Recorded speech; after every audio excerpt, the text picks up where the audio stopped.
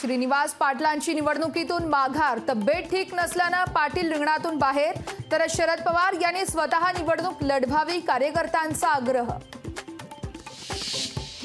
निलेश लंके आमदारकीचा राजीनामा देण्याची दाट शक्यता, अगदी थोड्याच वेळात पत्रकार परिषद घेत करणार मोठी घोषणा।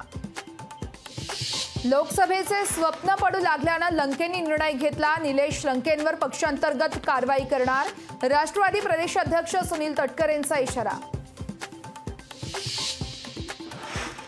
बॉलिवूड अभिनेता गोविंदाला लोकसभेसाठी संधी, पण महाराजांची भूमिका करणाऱ्यांना का हिणवलं जातं, अमोल कोल्हे यांचा अजित पवार यांना टोला।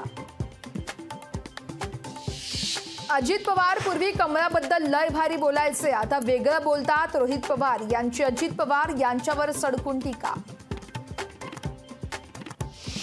2 तारखेपर्यंत भाजप विरोधात आघाडी उभी राहील, प्रकाश आंबेडकरांकडून आता नव्या आघाडीची देखील घोषणा।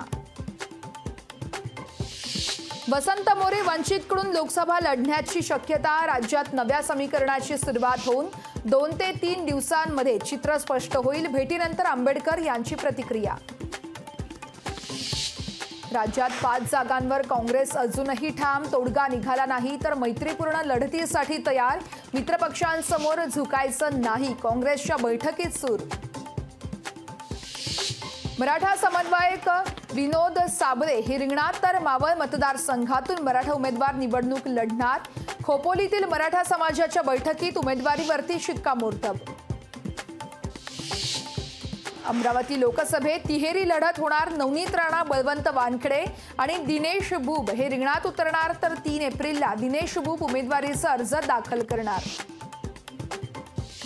जात पडताळणीमध्ये रश्मी बर्वे यांचं जात प्रमाणपत्र रद्द, तर बर्वेंची सर्वोच्च न्यायालयात धाव। लोकशाही मराठी ऐका, पहा, जागरूक रहा।